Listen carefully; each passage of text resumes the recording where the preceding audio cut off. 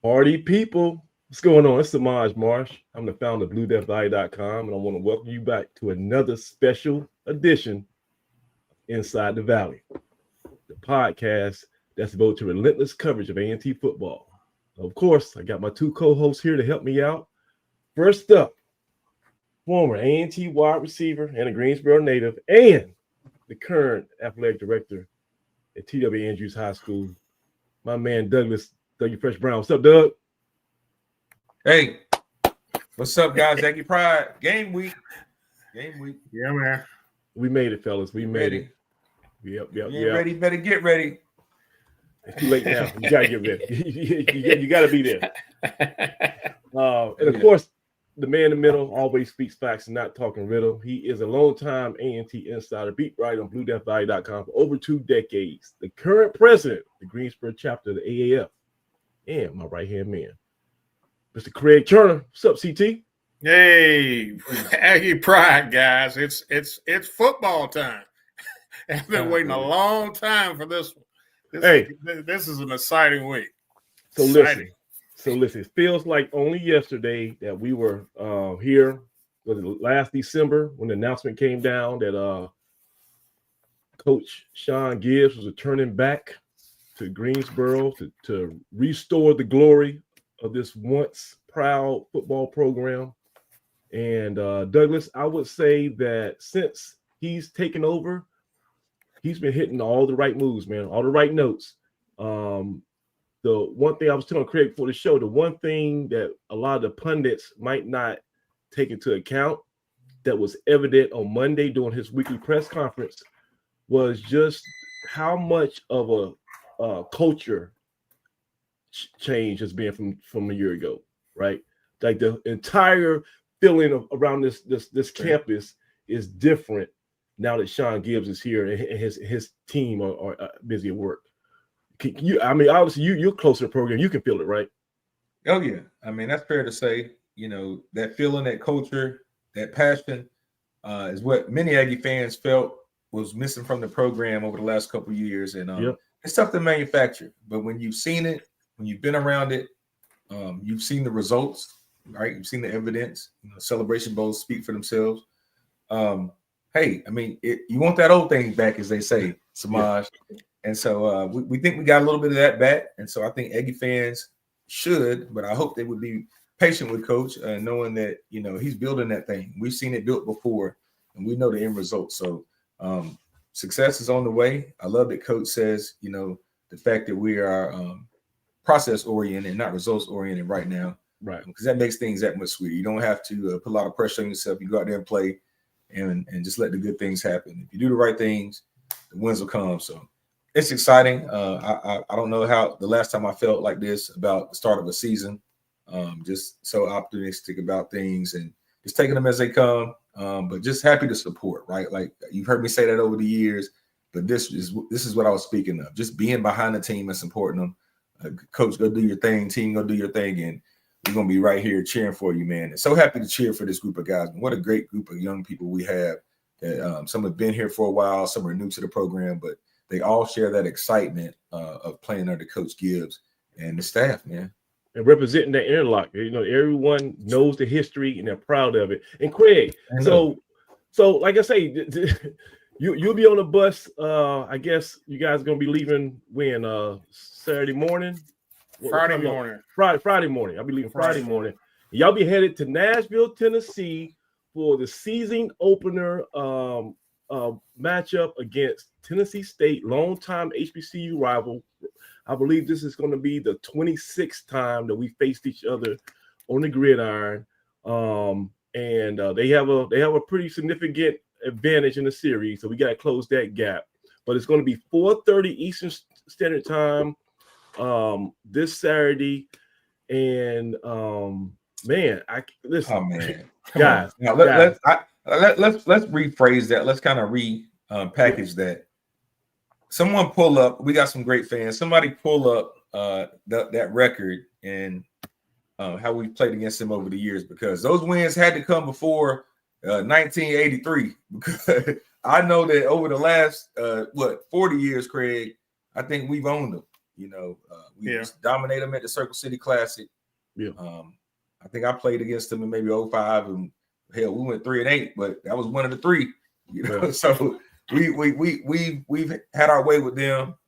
Even when they had really talented teams, man. You talking about Tyrone Butterfield? Yeah, Quante was. Quante went off. Yeah, we went off up there in the new oil drum, whatever they were calling Peyton Manning's house up there. It wasn't the RCA Dome, but they, we used to beat up on them in the RCA Dome. 99 was probably the best game out of all the games against them. Right. And we took it to them in the playoffs. But man, I'm telling you, man, we've had our way with them. They've had some really good teams. Some of those teams they sent up to the Circle City Classic in the mid to early 90s, man, they were tough, man. And we played some great classic games up there in the Circle City. But they had Tyrone Butterfield. He was a monster. In 99, their whole roster was stacked with talent. So, yeah, but I'm interested to see, man. I think we own them, at least in this generation. So I gotta look at the actual series record. I think it's let me see. It's like 6. They're winning 18. The record is they have 18 wins, 6 losses, and 1 tie against us. But like you say, I think in the last 10 years it's a lot better. So Craig, we're gonna hand the mic over to you in a little bit because you're the resident expert and you done the matchups for both sides. You know who's gonna be the key players to get that W on Saturday. And also this past weekend, you dropped the final installment of your 2025 season preview, and you looked at the special teams. So Let's start right there. Tell us a little bit about this this current A&T special teams unit and what impact will they have on Saturday. Well, let's start out first of all with the kicking game. I think A&T will have a decided advantage in the kicking game. Andrew Brown is back. I don't have to tell Aggie fans just how good of a place kicker he is. He's got his accuracy speaks for itself. I think his range and his coolness under pressure, making pressure kicks is about as good as they come.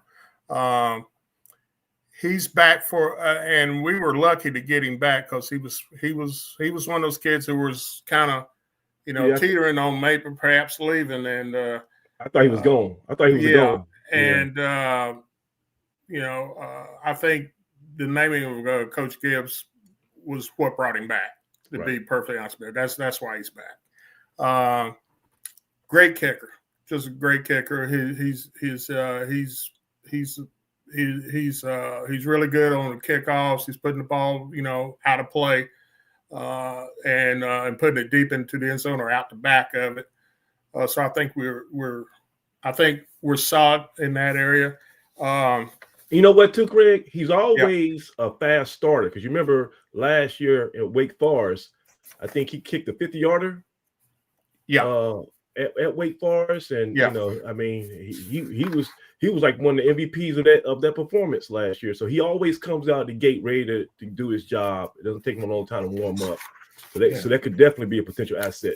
Look, man, you can go all the way back to his freshman year. Remember the hot start he had his freshman year, all the way, up and through late in the season, all the way to Kennesaw State. That kid has been doing it for a long time. Another thing I like about Andrew, you don't just get Andrew, you get the Brown family, right? Yeah, great people. You don't just get money, you get what a great family, man. Shout out to the Brown. Great folks. Andrew's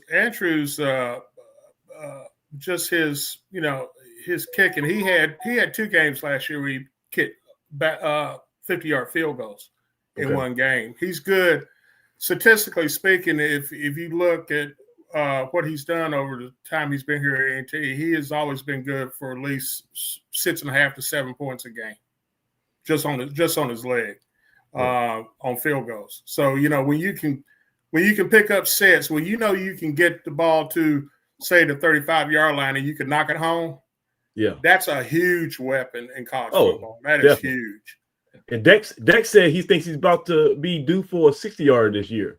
And hey, he's got the leg for it. He got the leg for it. I would not be surprised, man. I think one thing that's going to surprise A&T fans and probably surprise a lot of people is DJ Page is back punting. And I don't know if how many people have been out to practice just to watch special teams. It's amazing. DJ Page this year versus last year, there is no comparison. He's booming that ball a good 50, 60 yards a punt. His hang time is, that thing goes into orbit. It's in a suborbital flight around the planet. He has really, really improved. And, when he came out of high school, he was one of the better kickers at the Dan Orner place kicking camp, which is the premier camp for high school kickers.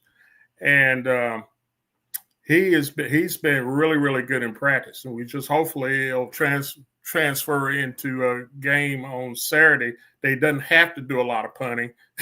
Yeah. Hopefully. Let's put him on ice. Let's put him on mock. He can flip the field and keep us out of a lot of tough situations, I think, this year. Yeah, let's put him on mothball. So I kind of want to see some other guys on the roster instead of our punting.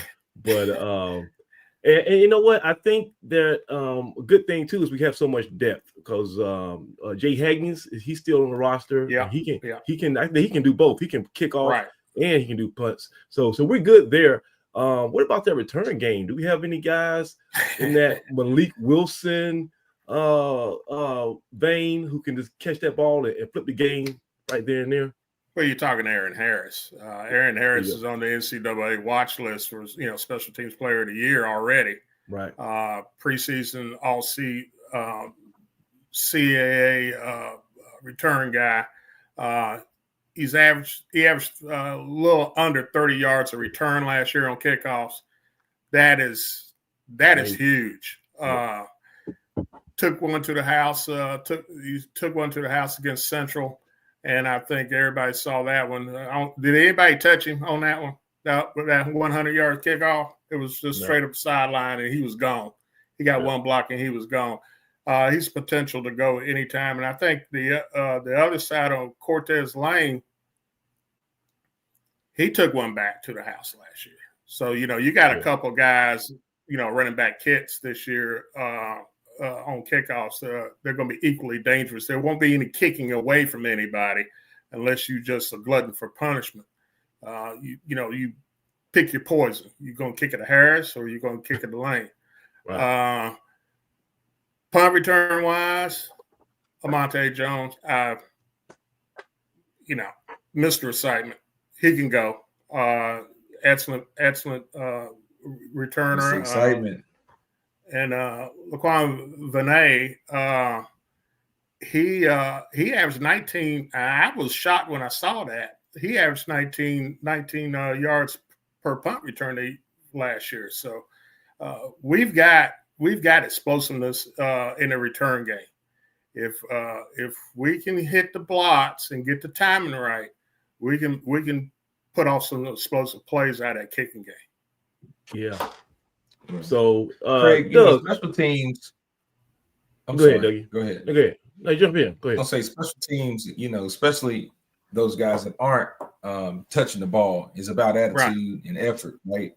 And some of the bright spots on some of those Broadway teams and Coach Sam Washington teams is the effort those guys put out on those Malik Wilson kickoff returns, right? Shamaz always points out the guy that blew up the kicker, right? Or they both took a pounding on that one, but it's about executing and sacrificing, your body for the betterment of the team, right? He gave up that block. Everybody don't want to step in front of that man. Terrence Peterson. Terrence Peterson, right? It was Peterson. CP. Yeah. That's what it takes, man. And it's infectious when somebody else does it. The whole team will take on that type of attitude on special teams. So as much as it is about the returners, you got to have some guys that's willing to go out there and lay it on the line within the confines of the new rules and kickoff return and special teams, and in terms of not having a wedge or being a wedge buster. So, man, I think we're going to have more of those guys or more attitudes, that display that type of attitude on the field, more guys that put out that type of effort, man. because that's what it takes to get on the bus, right? Like, you're not going to be on the Sean Gibbs coach team on the field if you're not putting out that kind of effort. And, the rest of those guys on that staff demand that as well. You know why? Because he was a special teams coach for a large part of his career. And so he understands how integral that is to a game plan. You got to have, you could be running up and down the field, getting stops on defense, but you have a few untimely issues in a kicking game, and it'll throw everything out the window. We put starters out there. We will put starters out there, and we have had guys like Daryl Johnson, who went ahead and had a good career in the NFL, highlighting some of the, his attributes on special teams, right? He was running out on kickoff, blowing guys up, looking like a freak of nature. But we'll have those guys, man. And one other group you guys didn't mention, we probably had the most experienced long snapper room in the country. Like, we got some guys that, are a part of, that kicking game and a part of that family. And I love that they're still together. Again, another great family, great experience. You merge that, man, they had that kind of confidence. You merge those guys together, and you got a well-oiled machine. So love the continuity we have there, man, and the familiarity amongst those guys. Real Aggie family. Hey, so question from the chat. It said, do you think we will go after blocks on punts? So you think Sean's going to be pretty aggressive when it comes to trying to force a flip a position on in the kicking game? Well, what's his demeanor going to be like when it comes to that? I think he's going to do. Go ahead, Craig. Craig's an expert. Yeah, I think it's going to be situational. I think you may see us go after kickers, especially in the punt game, if on these rugby style guys that have gotten there like to run around and run to the sideline and then kind of pooch it down the field. Yeah, that ain't gonna get it. We're going to be aggressive, but it's going to be a situational type thing. If you'll know after the first few offensive series whether you've got a good shot at going after a guy. I would expect that we may take a shot at it if we got them backed up and got them if we got them on the ropes a little bit defensively and got them backed up. I wouldn't be surprised to see it. Usually, when you have first games like this, it's going to be things like breakdowns of the kicking game, punt, especially in your punt protection, where somebody gets loose or doesn't get picked up, and they get a hand on the ball, or they just flat out block it. Right. Those are the type of things that really can determine a game that's fairly evenly matched. So to me, it's going to be situational. Yeah, and like Doug, this too. When you got a new coaching staff in, you got to figure out who's assigned to special teams, and then you got to find out which of your players on your roster are going to be on the special teams units. And you're evaluating. When Reggie Barlow got to Tennessee State, he had to evaluate everything, and so I'm pretty sure, he still got some question marks on just how good. Is my gunner going to be out? He's going to figure some of this stuff out in real time. And like Craig said, the week one might be the time to catch these guys slipping. Well, one thing you have to question, or that both teams will, have to prove, is the depth, right? So when you talk special teams, are you going to run your starters out there, or are you going to run out some of those guys that kind of give your starters a break? And that ties back into what Craig said. I think he'll be situational in terms of his approach. I think we'll be aggressive. We're going to be physical. I can promise you that. Yeah. But, he talks about winning all three phases of the game, or being good in all three phases. So the goal is to win on special teams. So winning is taking a safety at some point, or taking going after the block a punt, or kicking on onside, whatever it takes on special teams, we'll do. But the key is to be sound and not make a bunch of mistakes. And like Craig said, flip the field and control, the ball, keep your defense off the field. So, I think he'll be one thing he's going to do is he'll put physical guys out there. He talks about recruiting guys that fit a certain moniker, size-wise, big guys that can run. And we got a lot of those guys. And as you continue to build your team, the more of those guys you have, whether they play running back or linebacker, the more guys you can put out there on special downs, to run and hit somebody, the better off you'll be. So, like I said, it's effort, it's mentality, but he's going to have some guys out there that can play because those plays are so pivotal throughout the course of the game. Can't afford to not, be successful in the kicking game because they can turn the game for you. Yeah. And guys, speaking of personnel, so the initial press conference of the season took place on Monday in the Student Center, and of course they passed out game notes. So I have in my hand here, this is the first 2 deep depth chart that they publicly put out there, and like I think a lot of it is just kind of maybe a few smoke and mirrors in there, but you can kind of learn a lot from just what they are feeling comfortable putting out.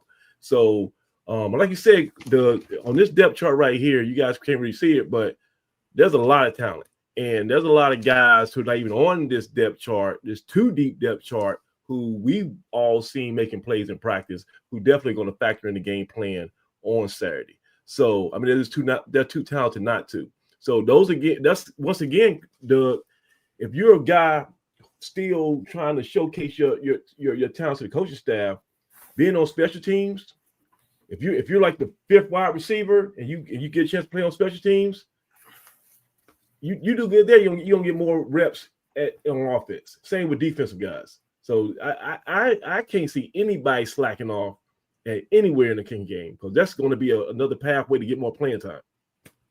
And of course, we talked about that press conference. I got a couple of clips here from Monday, and I thought it was pretty interesting. Of course, one thing about Sean, man, he has so much passion and just the way he just carries a room. Let me show this real quick and tell me what you guys think about this press conference. Not one of the best. We are the best, largest HBCU in the world. So what we're trying to do as a football program is get our football program back to where it belongs, and that's at the top of not only HBCU football, because that's short-sighted. We've already been there and done that. We've got 4 Celebration Bowl victories. I think they've played 8. This will be 9 this year, something like that. So we won half of them. So we've been there and done that. Now we're trying to elevate. So we want to become one of the premier programs in FCS football. And we know it's not going to happen overnight. We got a lot of work to do, but that's what we're here for. So look, guys, and I'm not trying to throw salt or demean anybody else who coached here previously, but that's so much like different from what we were accustomed to, right?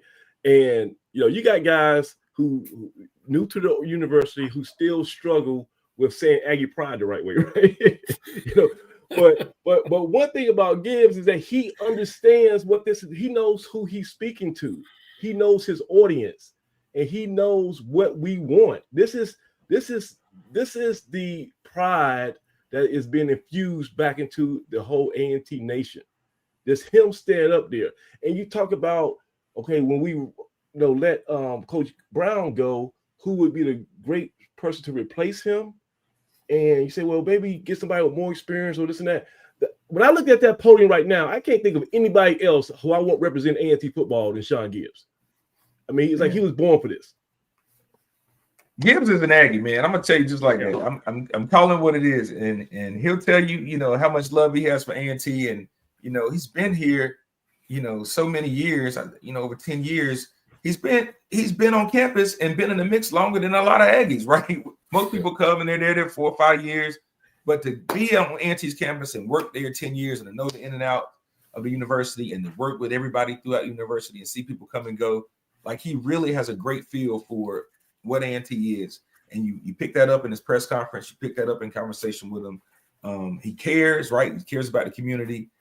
He's got roots here in Greensboro that he's put down and left them here when he left the first time. So you're right, man. There's really no one else that you'd rather have running the show right now. So those are all pluses, man. Just great press conference, knocked it out of the park, Craig. A+.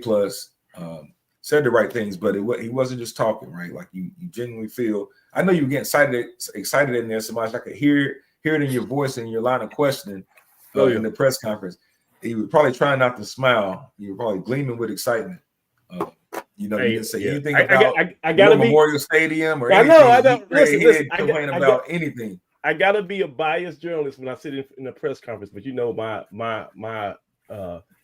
love for the university was shining through just because I mean it was getting matched by what I was seeing on the stage. But guess what? So we talk about people who know this university, who have skin in the game, who understand the history. We got a special guest that just joined the show, and he wants to come in and talk a little bit, not only about the game Saturday, but also about this big event we got on in September, September the 12th, I believe, with the Hall of Fame, A&T Sports Hall of Fame golf tournament. So we got for the first time in the building, we have a Hall of Famer here who wants to join the show. And when I talk about somebody who knows this university, hey, he's been there, done that. Let me bring in somebody you guys might be familiar with, Mr. Rap Brown. What's going on, Coach? What in the world, man? How's everybody? Doing good, Rap.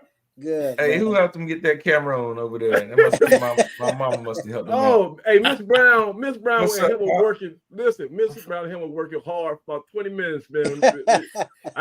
We had a conference call. I had to get my phone. I had to Oh send man, y'all got me. We got you again, Dougie. Ah. Where's Hey. Maceo Bowling? I'm thinking Maceo Bowling. Now Maceo sent the big guns in, man. He said Y'all, pops when you in, told man. me we didn't have guests tonight, you said you didn't have any guests come on the show. That was a good one. You got me. He What's said, up? "Don't call Doug Brown." I said that's it. I said that's the only thing I gotta have. You gotta promise you cannot tell Doug you come on the show. I gotta see his face. They held that one, man. So- Good so one. look, Good so- stuff. It's great, guys. Look here, Coach. Listen, you Hall of Famer, played defensive back at A&T in the 70s. You also played baseball at A&T. After your playing career, you stayed around. You coached at A&T. You've always had a hand in alumni relations. You've been helping out with fundraising. You've been doing all the cookouts. You've been feeding the team. And you actually going to be, Craig, talking about riding a bus to Nashville. He's going to be driving the team to Nashville. He's still the official team bus driver. Honestly, this man bleeds blue and gold. There is nobody else who exemplifies A&T Aggie pride than this guy right here. So, Coach, first of all, thank you for coming on the show. We're going to talk about the Hall of Fame golf tournament, but give me your thoughts right now on the game Saturday and what you have seen this offseason with this football program. Well, I tell you what, I've been again, thank you guys for letting me be a part of this distinguished program. But what I've seen, I like what I see in the cultural and kids buying into what we're trying to do. Yeah. And there's no sweat on anybody that's there previous, but you see a difference. You see the kids buying into what we're trying to establish. And what you guys were talking about earlier, Coach Gibbs, he's like an Aggie, and he's trying to restore that Aggie pride and that culture. So I see a lot of good things. I was around the other day, and they're practicing this morning about 8 o'clock, and the kids, ain't nobody griping and complaining about being out there that time of morning, and that's a good sign. And then what we just have to be reminded about, what we're trying to establish is not going to happen overnight. And if we keep pushing and supporting these guys, we're going to be smiling and high-fiving down the line. So let's just go back, Rap, because everybody knows they've seen you. If they haven't met you, they've seen your face, they've seen you around. I mean, every time you come around, it's just like a big light. I mean, you can't be happy. You can't be unhappy around the entire Brown family. What was it about A&T that stuck with you past your playing days, and why you made it so weird? Not only, I know you met your wife at A&T, but you wanted your kids to have important roles. Your son was a star football player. Your daughter was a Golden Delight dancer. She now is the coordinator for the Golden Lights. Why did you want to keep this thing going so long? Man, back in the day, when I say back in the day, you had folks and faculty and staff that make no difference where you was from or what you're about, that cared about you as an individual. And that was the thing that stuck with me, that someone that didn't think they would have a chance to go to college and get a degree and get a master's degree and become a Hall of Famer. Those folks were so entrenched in what developing young people that they saw something in us that we didn't see in ourselves, and they was able to pull it out. And they gave you some tough love. And when you see that somebody gave you the opportunity to do something, it's no way you can come away from that university with the attitude, A&T don't owe me anything. I owe them because what they did for me. And then I wanted to pass that on to my kids and my family. Like my wife is there and in-laws and all those folks are from there. But my kids coming to A&T, they didn't have a choice if I had to pay. Now I want to be fair with them that if they were going to go somewhere and got a scholarship, they could go. But I was kicking the door down. You going to A&T if I got something to do with it, if I got to pay, because I know what I got, and it provide me and my wife to provide for them. And that dude there on there with you was probably one of the greatest athletes to come through Ragsdale, and being well recruited. And I would tell them, and we wasn't recruiting them. I was on the staff. We wasn't recruiting him because everybody said he was going to UVA, he was going to Carolina, going to Wake Forest. And I'm talking to dude, and I'm talking to Coach Hayes, and I said, and this dude has been around this program all his life. Yeah, and he's following the lead, but he wants to come to A&T. And I remember Bill Hayes getting on the motorcycle, left practice and went over to Ragsdale, drove down the field and asked Doug, you want to come to A&T? And Doug said, yeah. And he said, you in.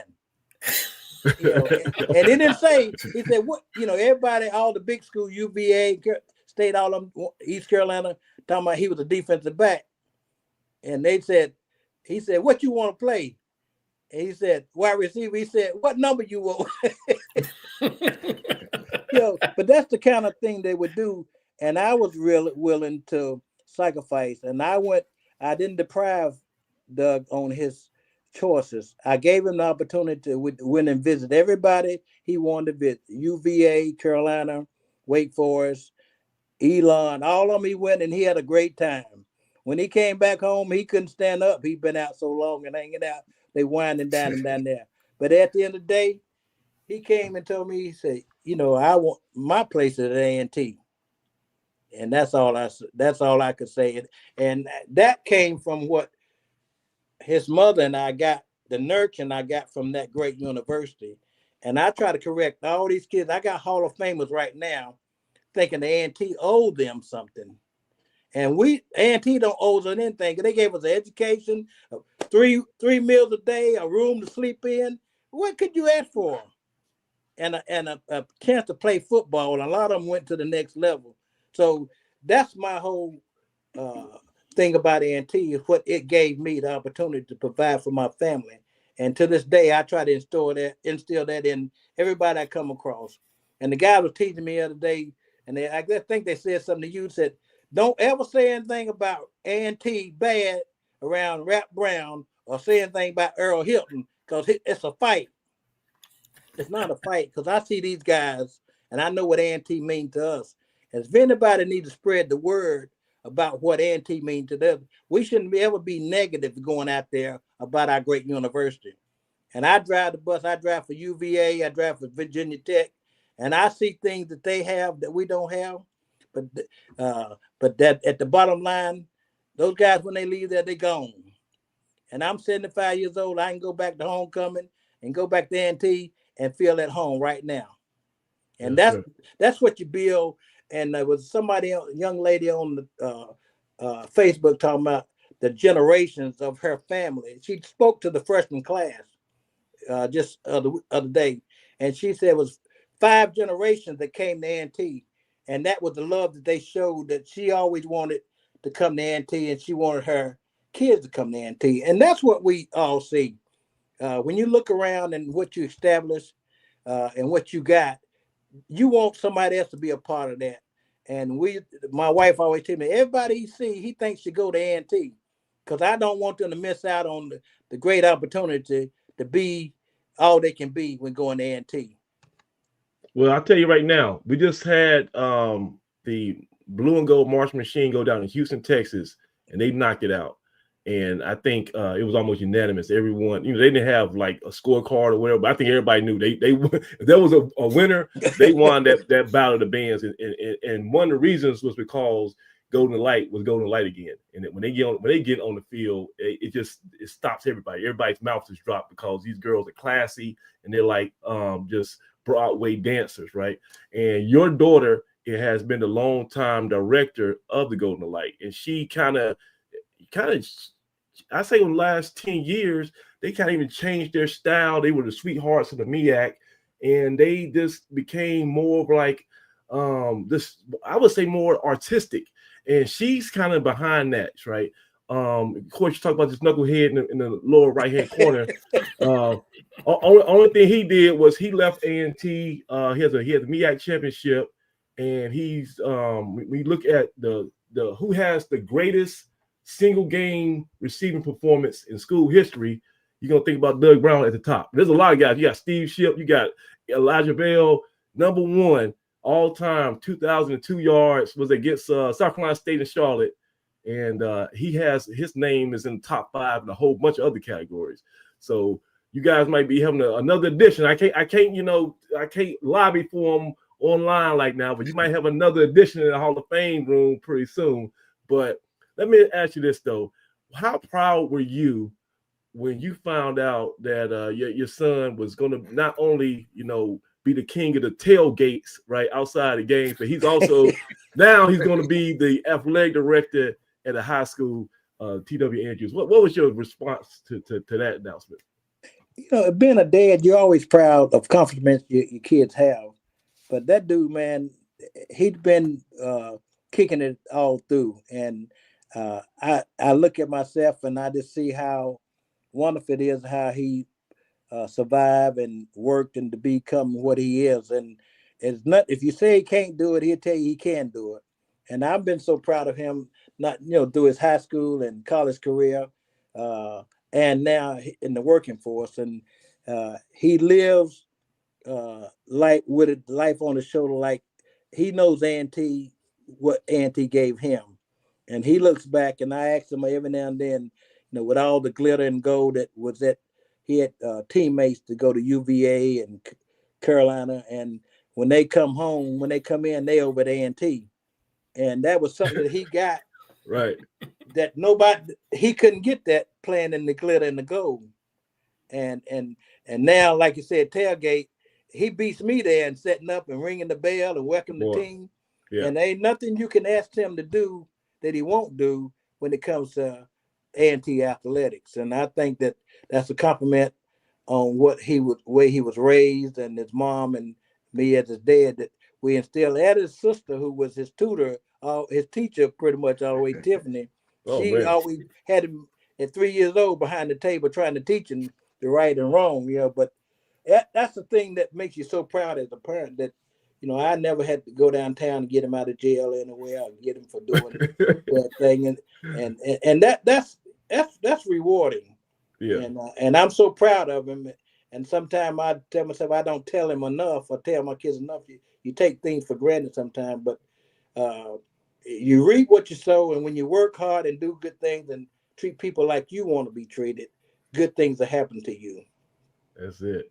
I know we're gonna let you talk in a second, Doug, but I don't want you start balling out here. So let me throw the mic to Craig first, because Craig, I was doing some research on rap, and I was like, man, let me see, can we go down, just a rabbit hole, see what kind of stats I can find for rap, so I can ask some good questions.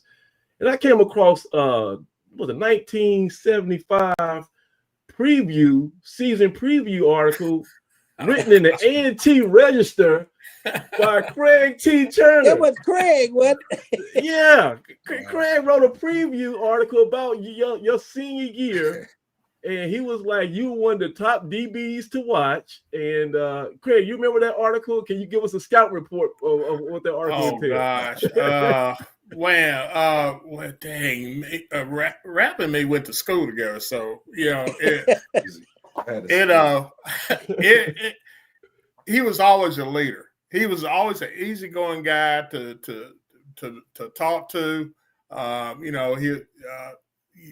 you could depend on him. Anything you ask him, he'd be straight up and honest with you, and just a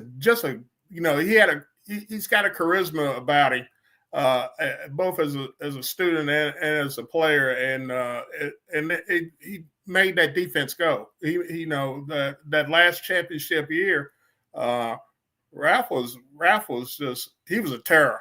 He was a terror in that secondary. And I remember when we won the what year was that? 75. 75. Yeah. I remember when we dusted Central. Central came into Greensboro, and we had already clinched the tie, but we won it outright that year. And I think you had an interception and a fumble recovery in that game. Mm-hmm. Mm-hmm. Yeah. He was a terror. I mean, it's just he just established it. And the thing about it is, when I look at Ralph and I look at Doug, I see two guys of the same, two guys who are almost identical in their attitude, in the way they approach people, their approach to life, their approach to family, their approach to God. It's just been a thrill, having gone to school with Ralph and being associated with Doug all these years.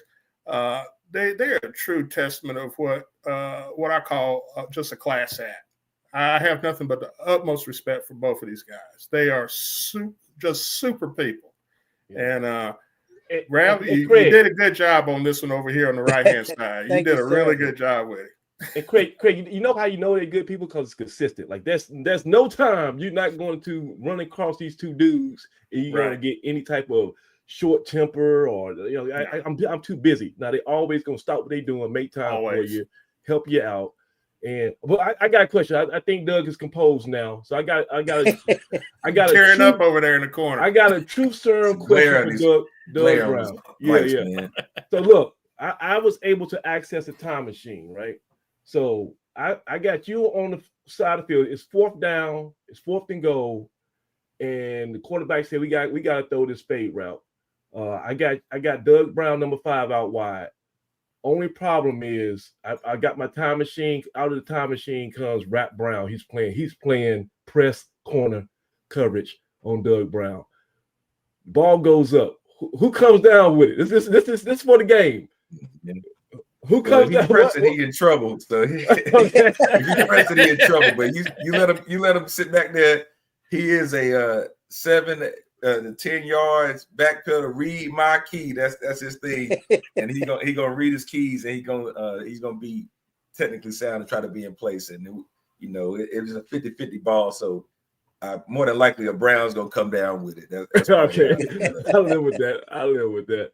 Hey, so Doug, let's talk a little bit, because the people who might not know just about the family affair that is the tailgate outside of the field house every home game. It's a big production. You got all your sister, your cousins, your in-laws, everybody. When did that start? When did it start becoming the monster it is now? And what does it mean to keep that thing going? Well, it's funny. It didn't originally start in the tailgate. Like, we're one of those old school Aggie families that, used to get together after homecoming. We would have everybody back at the house. So that was kind of our big parties that we would have, post homecoming game. Everybody would go back to the house. We, had food. My grandma would come down. She would have been there for a week cooking and cleaning chillins, getting ready and prepping. And that was our big thing. And, over time, I guess around the time that I started to play, and the family was at the games and hanging out, I had an aunt that was a part of the Aces Wild Car Club, and a bunch of her car club members had the tailgate spots in the parking spaces. So that's where I would go eat after the game. And next thing you know, I'd say, hey, can one of my teammates come down? And, you get a few guys that would come out there and hang out. But over time, I think, after I finished coaching, my aunt and, the group still had their spaces, and, my aunt didn't go to one game. And I said, Chris, if you're not going to go to the game, can I park in your parking space? Your space is right next to this yellow fence that's right in front of the field house. That's prime real estate. And so I parked there one game, and I think the next game I was there, and I brought one little Weber grill and a cooler, and I saw one of my teammates. And matter of fact, around time was T-Bone, and some of my roommates say, man, you want you want a burger? You know, your first burger, and it just grew from there, man. And you know, one spot came two, and you put your spaces together, and next thing you know, we're able to get our kind of our area together, and the family just starts showing up. And like I said, you know, we always, you know, take care of anybody that comes up, and you know that has kind of grown over time. So it's evolved, right? It's been really big, and it's been really small at times, but it's always, you know, family. And that whole row over there is family for us. But you know, it's just something that just kind of happened, man. And it probably grew because of you and your shout outs on this show. People know where to find us, you know, which is cool, man. It's all kind of grown along with the show as well, right? So it's been cool, man. It's just another extension to the Aggie family and a way for us to show our Aggie love, man. Because again, it gives us a chance to feed the band, feed the team, feed our coaches, feed the opposing coaches. Oh yeah, it's nothing to see. Teams. It's nothing to see the opposing team bus stop, and they always perfectly know when to stop. They stop right in front of the tailgate, and they come out there and they looking out. They might have beat us by 70 points, Rap. They still looking like they, you know, like a little hurt puppy. You know, can we get some food? Like, yeah, come on. Yeah, it's a big deal. It's our chance to show, you know, even the visitors that, you know, what they've seen is true, right? We saw Aggie Pride up close and personal. And folks don't forget that. They don't forget how you made them feel. And you'll be surprised how many guys consider, you know, A&T even after they've enrolled in another university, just based off them coming on campus and having those experiences where they come back home and hang out. So it's fun for us, man. It's always a family reunion on Saturdays, as I say. It's work. Don't get it twisted. It's some work too. And I get there early and y'all stay late. So yeah. Well, you know, it's a good time, man. But yeah, man, I got to tip my hat to Pops, man. He's the one that does most of the heavy lifting, and even to this day, man. He's just as active, and when he's not there, he's calling back to see if everything's going all right and how he can contribute far. My favorite thing is at the end when he's done doing the setup, he kind of sits back and he holds court. He's kind of like Don Corleone in The Godfather. He kind of had, you know, he don't have a cat, the rubber, but he sits at the end and everybody has to come in there and kind of pay homage, say, hey, Rap, what's going on? Here's the latest, you know. So they all, you know, I love seeing those elder statesmen get their flowers and get their respect and their love, you know, while they're still here. And that's kind of why we do this show. That's kind of why we have this platform to keep those receipts, you know, those recipes. But one of the things, too, of course, you're a Hall of Famer. You had a storied career. But there's going to be a A&T Sports Hall of Fame golf tournament that's coming up, which is a huge fundraiser. It's really big. They always use the proceeds to give back to athletics. And that's coming up next month. I know you're on the committee, Rap. So, man, I'm excited about it. And it's going to be, once again, it's going to be at Oak Hollow Golf Tournament, golf course, right? Yes, on the 12th. On September the 12th. Yeah. And, man, like you guys, we've been promoting it for years. It's always a great turnout, but you still can go and get your whole sponsorships. There's still time. And this is one of the who's of the A&T sports community. You got the old school athletes, the Hall of Famers. You got, you know, the current, recent graduates. It's a lot of people going to be out and about. Of course, Bill Hayes will be walking around there. You'll have Maceo. You have Rap. You'll probably have some university chancellors or vice chancellors around there. It's going to be everybody. Why is this event so important to you, Rap? It's important to us that you're connecting with the community, not just just Hall of Famers. Communicating with the community, because we have some vendors coming out, small business coming out, and they're able to sell some of their product and mingle with the Hall of Famers. We have the Delta sorority. They are coming out in support because they know what it means to the community. And we're doing some raffles and some time that anybody want to come out and fellowship, have lunch with some Hall of Famers that they know. They'll be able to come in and join us and eat. And we're doing a blood. Oh, the technology. It was. Oh, he'll be back. But I think he was saying they're doing some health screening. They got Novant Health, who's going to be doing some blood pressure screening. So this is a big deal. This is like they put out all the stops. I talked to Maceo earlier. They even got a DJ once again. DJ Big Cuts. He's a local DJ. He's gonna be playing tunes throughout the tournament. And then they got like you said, they have raffles and an auction. Let me pull him back. He'll be back in a second. And it's just listen, it's gonna be fantastic. Yeah, you go raffle right now. Alone is worth the price of admission, right? Okay. The price of the green fee. I mean, if you go and participate, you're gonna win something. I mean, I'm talking nice gifts, antique memorabilia, golf bags, jerseys. I mean, you name it. It's nice stuff, man. And the vendors really put a nice show together, man. You know, anything you need is out there. Hats off to that whole committee because they put together a nice tournament. It's my favorite golf tournament. I hope I get a chance to hang out. I won't get a chance to play this year, but definitely got to come out and support everybody. Right. Great time, man. If you're in the area, you definitely want to stop by that course, man. And it's gonna be September the 12th, and we try to get Rap back on here because I know he had a meeting with the committee tonight, but that was just great to seeing him. I wanted to surprise you, Dougie, because we always talked about. Is he back on? Yeah, here he is. You hear me? Yeah, we got you. Okay. Yeah, sorry about that. I'm impressed. I am. No. Him and your mom were on it, man. They were doing tech support.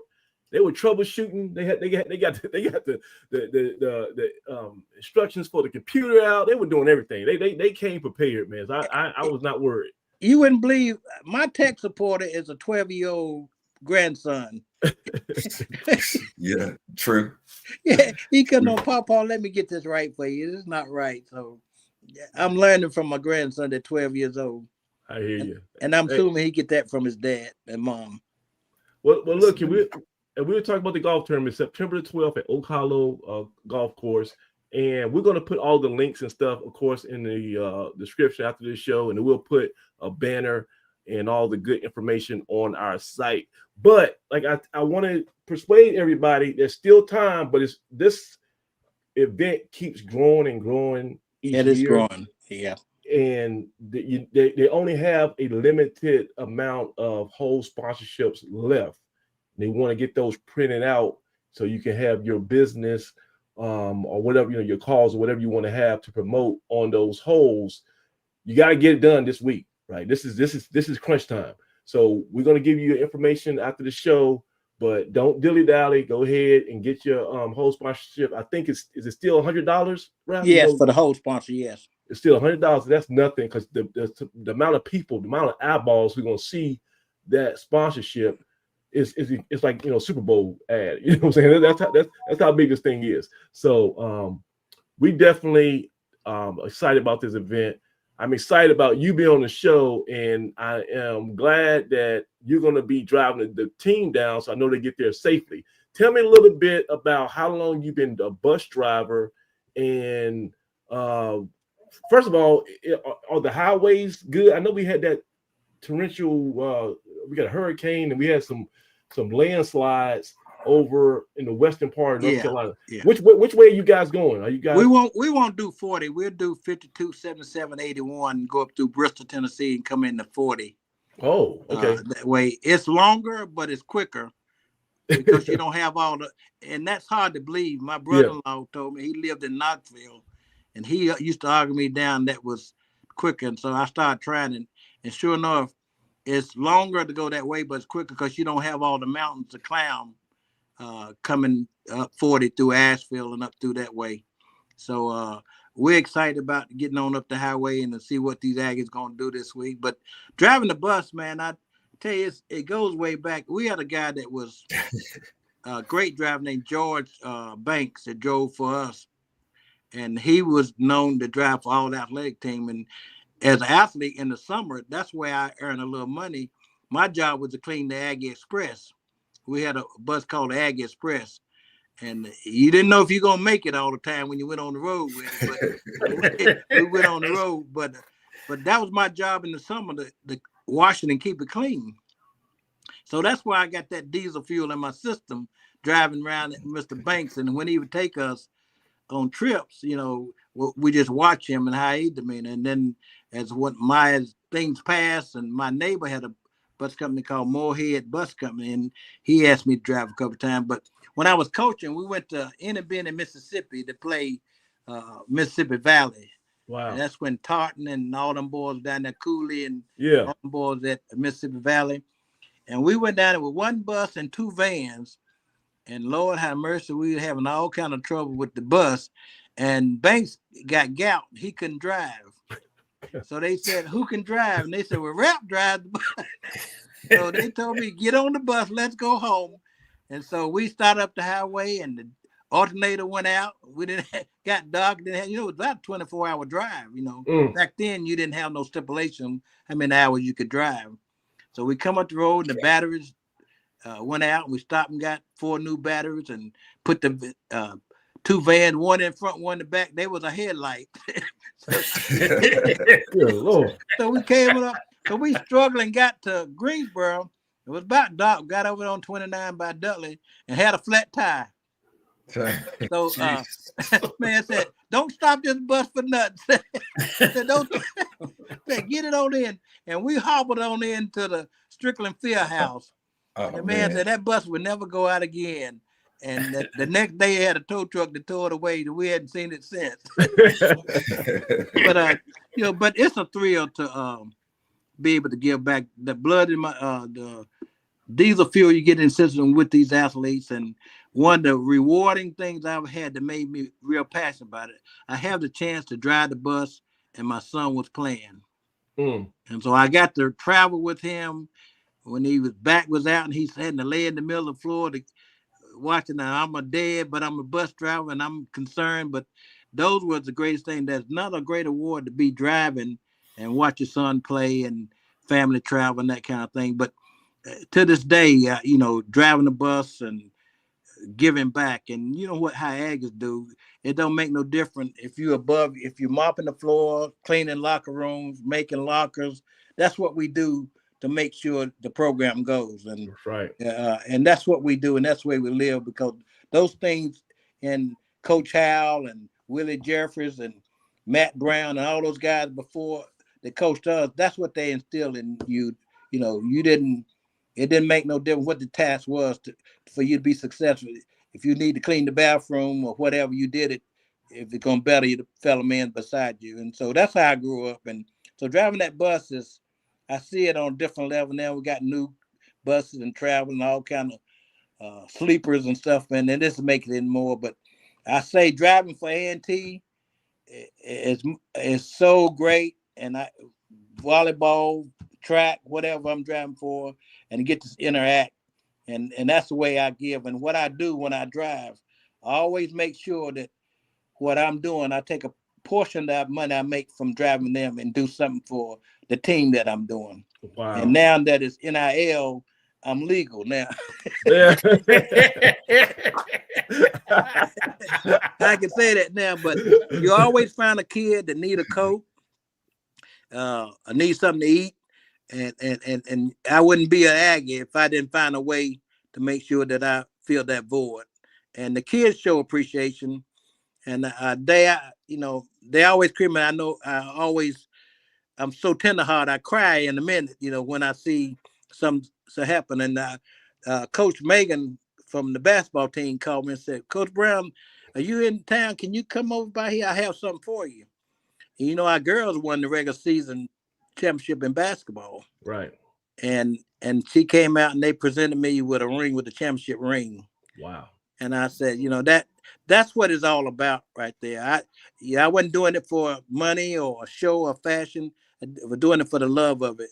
And they all start calling me Daddy Brown and that kind of stuff, because we on the road. I'm baby, you all right? Or, baby, you need something? Or they need little snack bags. I help Coach Robinson get snack bags. And if it's a football guy that needs something, you always find a way. And I know that a lot of you guys do that too. And you don't tell nobody, but you do that stuff behind the scene. And that's what Aggies do. Well, real quick, I'm gonna throw to Doug, get the last word before we let you go. So, how'd you get the name Rap? Because I know Doug is fresh. So how did you get the name Rap? That guy sitting to your left. they say that I would, covering might have been a problem if I was bumping and running, but But I would come up and lay one on you, and they say, "Rap Brown, he'll rap you," you know. Oh, okay, I got you. So it wasn't nothing like I was like militant or anything. Yeah, Rap yeah. Brown the fight. Yeah, Israel Brown. Yeah, that's what I Adrian was thinking. Brown. Yeah. Yeah. But, all right, But so, yeah. all right, so Dougie, you know, we can't keep your dad here the whole night because he gotta get ready to drive this team to Nashville. Get them on up to Nashville. Go Aggies. But you know, what you want to say to your dad before you let him go? I just want to say thank you. I ain't gonna say too much. Man, he knows that he knows what he means to me. And you know, I want to thank him for exposing me to A&T and all the great people and men that I've had a chance to be around, because that's really what it's about. It's about the community and the culture and your village. And part of me choosing A&T was because of the village. I didn't want to go away and be away from all the people that I considered family. And to me, that was the greatest thing in the world, to be able to play in front of the people that raised you and cared about you and got you to where you were, and having the chance to go, you know, play college football. You know, my grandmother, you know, did not go to A&T. You know, her love for A&T was, you know, from her being exposed to, you know, my dad and his career. And she always talked about how much she loved A&T. She sat in the stands from the time my dad played in the 70s all the way up until the time that I started playing in the early 2000s. And she didn't miss many games. Matter of fact, she'd jump on that Aggie Club bus and go to Daytona when it was time to go to Daytona, and Tallahassee on the years that it was time to go to Tallahassee. And she would travel, and she loved being a part of Aggie Club. And so for me, it was going to be tough not to go to A&T, and because she told me she wasn't coming on homecoming, wasn't going to see me play anywhere, because she was going to be in Greensboro on homecoming. So, you know, for me to, you know, not only play in front of her and the rest of my family, and just, man, I didn't know it then, but I'm still living out that dream, man. And so I thank my dad for, you know, putting me at the footsteps of greats like Alan Hooker and Bill Hayes and all the Aggies that came before me, man. They really are big brothers. And so it made that decision a little easier for me, at least. And I knew things would be all right. Right. So, but I didn't see all that was on the other side of the fence. And that's where wisdom and that your elders have, that's where, you know, it comes in the sight. So again, my parents didn't tell me where to go.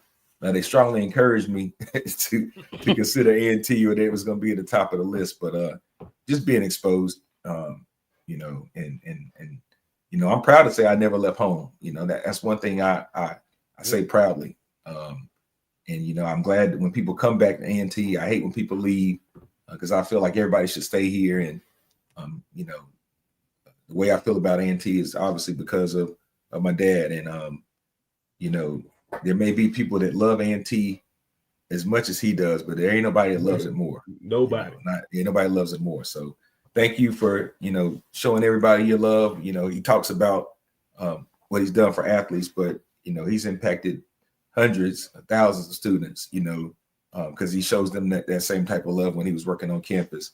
And, you know, I've been blessed, and I'm the beneficiary of his relationships and kind of the path he set for me. So, you know, all the things he said that I do well, it's definitely not because of me. It's because of the example that he set in me trying to, you know, walk in those footsteps. So thank you for exposing me to athletics and putting me in sports early. And because as he mentioned before, my sister was the teacher and the academic in the family. But, you know, I've had plenty of great examples, and, you know, I just want to thank you for all that. Well, welcome.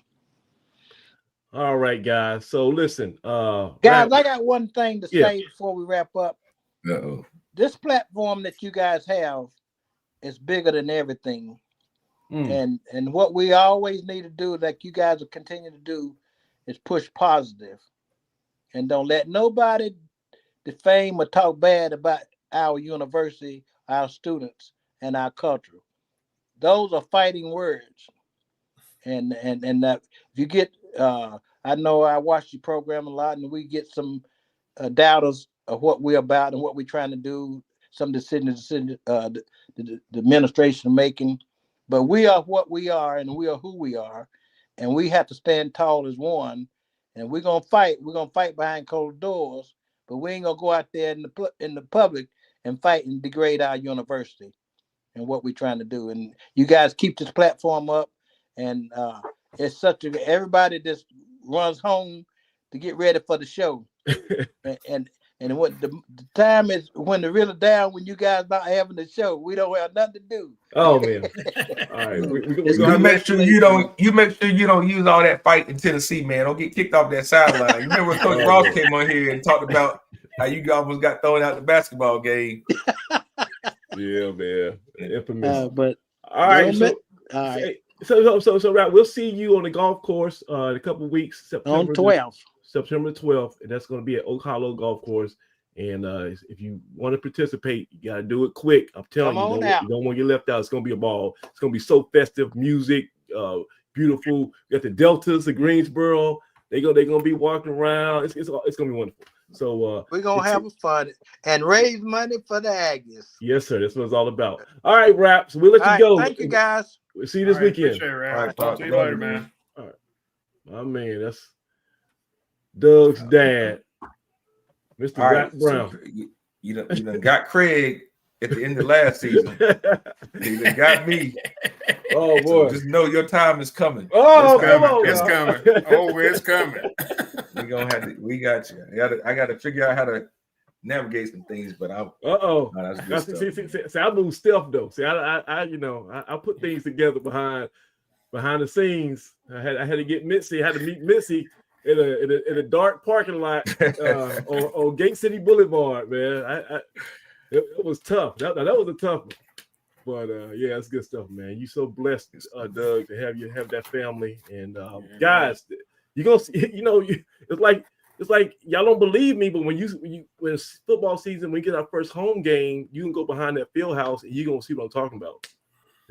It's living in person. All these guys, they're not just people you see on the screen, they're gonna be right there. And Doug's dad, Rap Brown, is larger than life. But listen, we got a game this weekend. He's gonna be driving the team down there this weekend on Saturday, and we still got some things to break down. So look here, we talked a little bit about special teams. We saw Coach Gibbs give a little bit about his press conference, but we still got some question marks.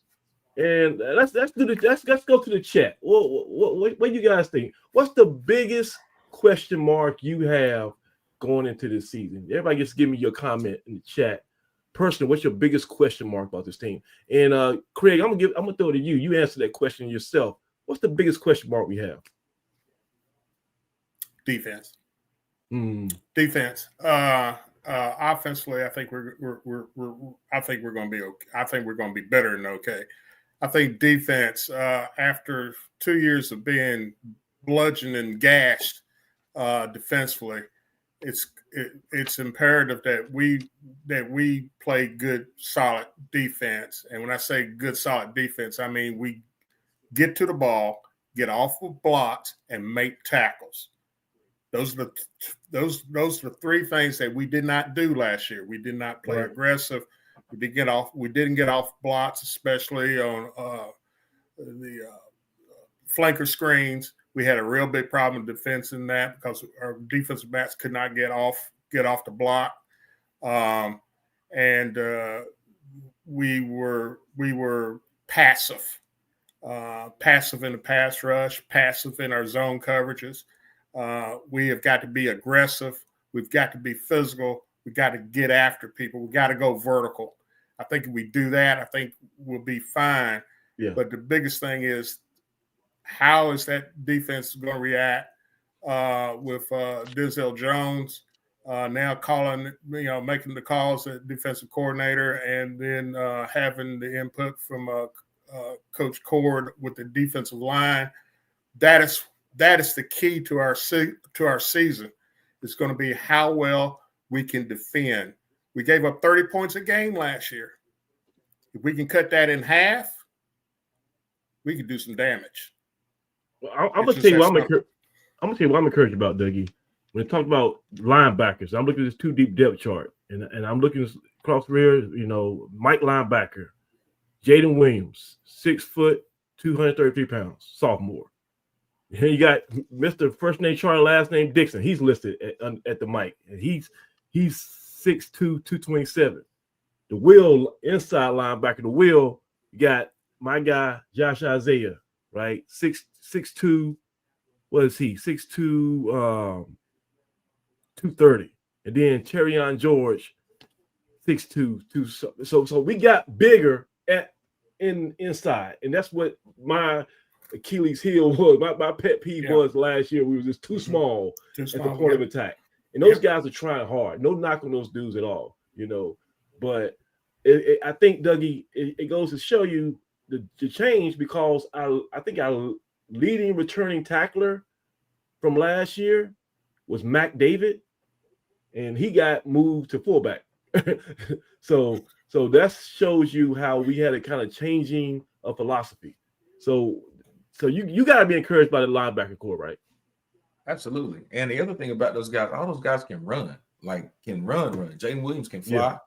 For a guy his size, man, they get to the football. So we're going to swarm. We're going to tackle well, right? We're going to get guys on the ground. So, again, you're not going to play in that style of defense unless you're physical. So I'm encouraged by, like you said, those guys' size, their ability to take on blocks.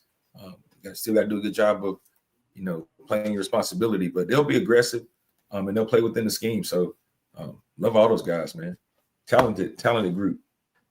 Yeah, and one of the things too is the team we face Saturday, Tennessee State. They have a lot of uncertainty on offense, so it's not like they're the same playoff team from a year ago. Of course, NFL Hall of Famer Eddie George, he left their program after 4 years, did a great job. He's at Bowling Green now, so he went up to he wanted to glow up, and he went to the FBS.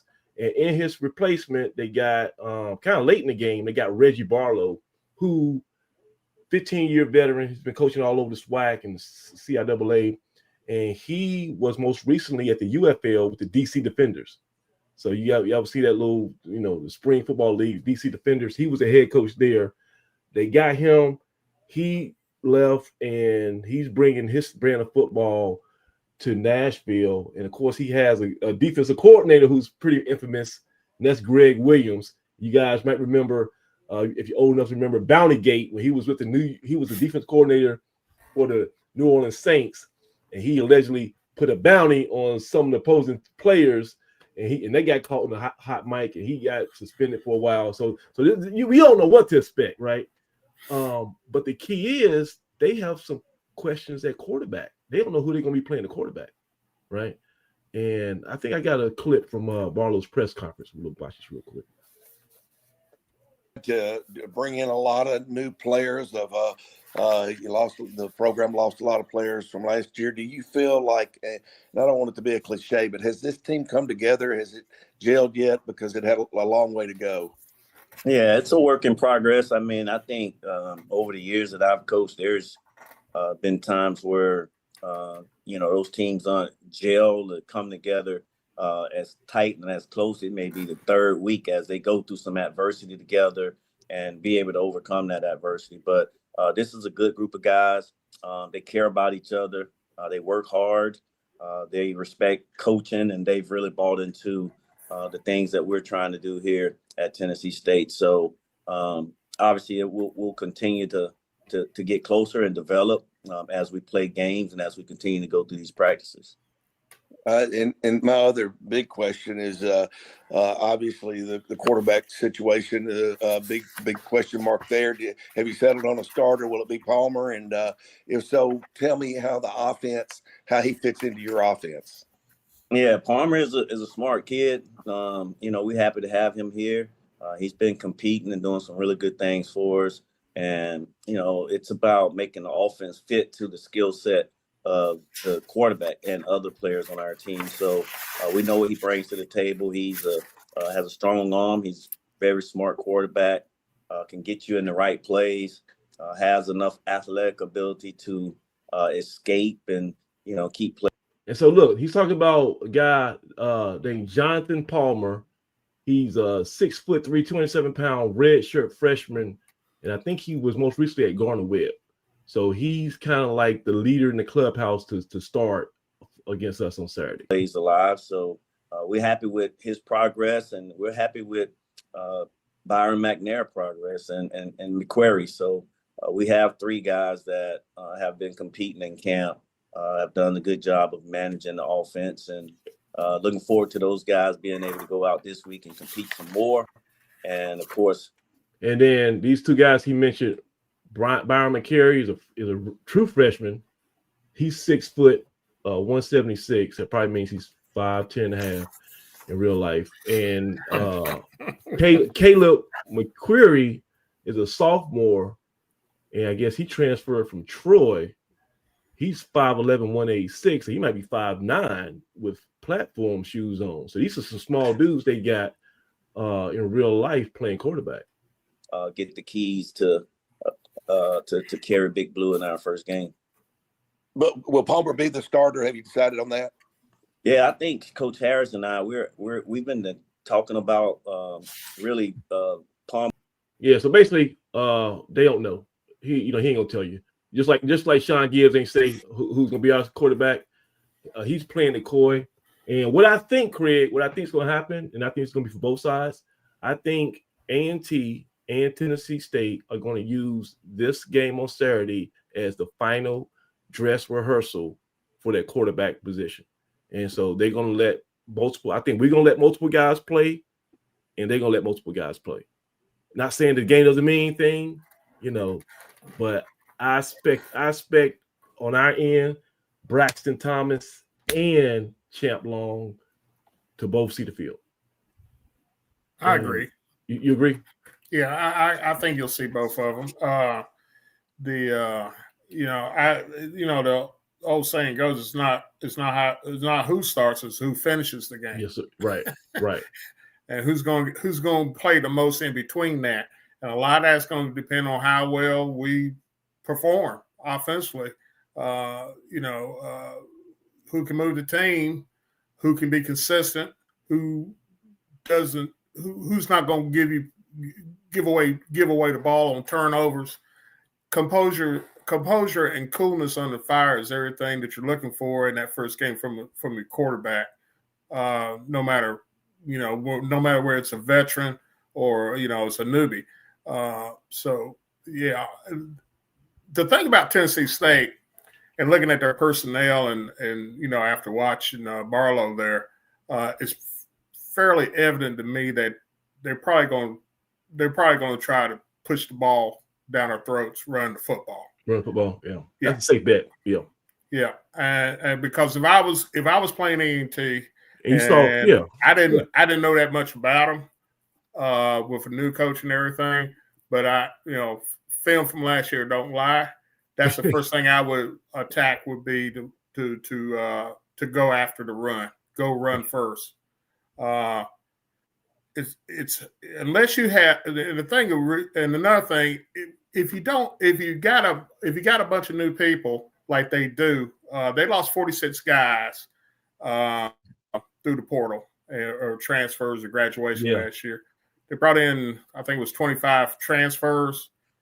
A lot of the guys they brought in on paper look pretty impressive, but a lot of those guys have not had a lot of playing time, if any at all. I mean, when you start researching it, start digging in behind just the names on the two deep roster, you'll find that a lot of those guys didn't play a whole bunch where they came from. So this is like a new opportunity for them. So they don't know what they're going to get. I think in that term, I think A&T is at an advantage because we've got a lot of our guys. We kept the bulk of our squad together once Coach Gibbs was given the job, and he's had time to work with them all winter, all during the spring, all during the summer, and all through fall camp. People got to remember, Barlow did not get that job until first of May. Yeah, it was late. Something like that. It was late. Yeah. He missed the entire recruiting season. I think it was right before the UFL football season was about to start, and he kind of he had to make a choice, and so he left. And then I think he brought Greg Williams with him, and he was a defense. They were both get ready for the UFL league. So yeah, and they didn't have any spring ball at all. They just went through lifting weights, that sort of thing. But they had no opportunity to really evaluate what they needed, what their shortcomings would be, like we did. Yeah. So, their recruiting, they were forced to recruit to fill their roster more so than recruit necessarily for a specific deficiency. When you start talking about the portal, so it was more about numbers than it was about anything else. So it's going to be interesting. Would you say quality? If we say quantity versus quality, if that's fair to say? Well, I'm sure the kids they brought in are quality kids. Don't get me wrong. I'm not saying that they brought in a bunch of stiffs. No, yeah. But when you bring in a lot of players, in mass who have who in a portals type situation like that, and they don't have a lot of playing time where they came from. Yeah. It creates, you don't know what you're going to get when you go out there. Look at the guys that Coach Gibbs brought in. He brought in some guys who had plenty of snaps under their belt. Yeah. He brought his guys up from Fort Valley, played a ton of minutes. You got some guys, CIAA guys, who were starters on their teams.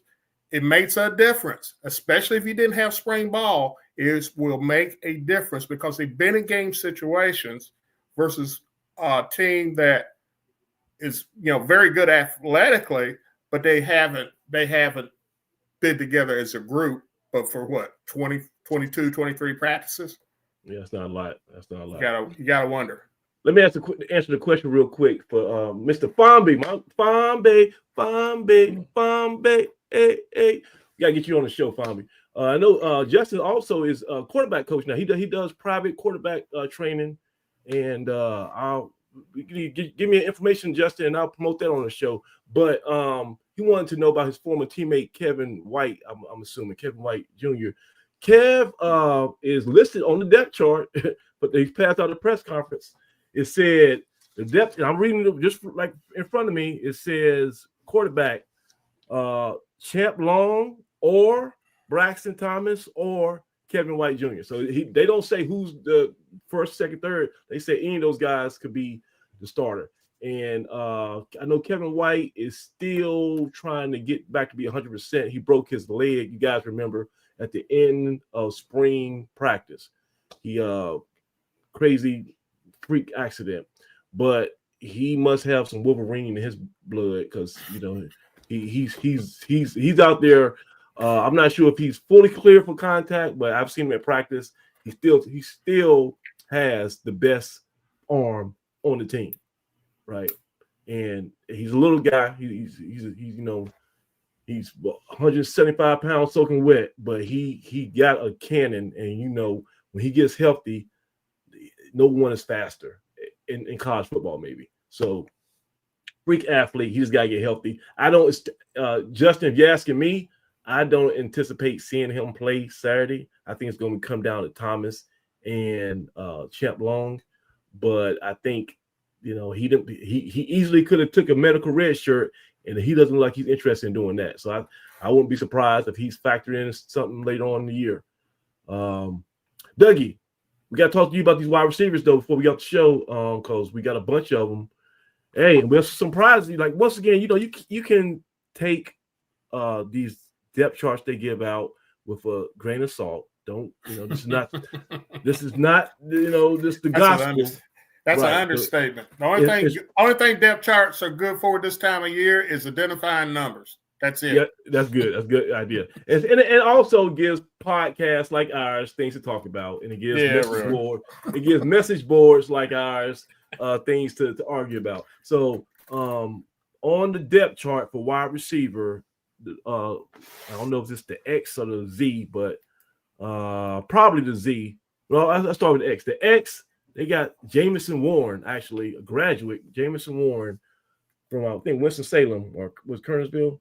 He's listed at the top of the X, and then you got Michael Carlock Williams, who just has so much hype around him since he arrived last year. He's listed as the backup at the X.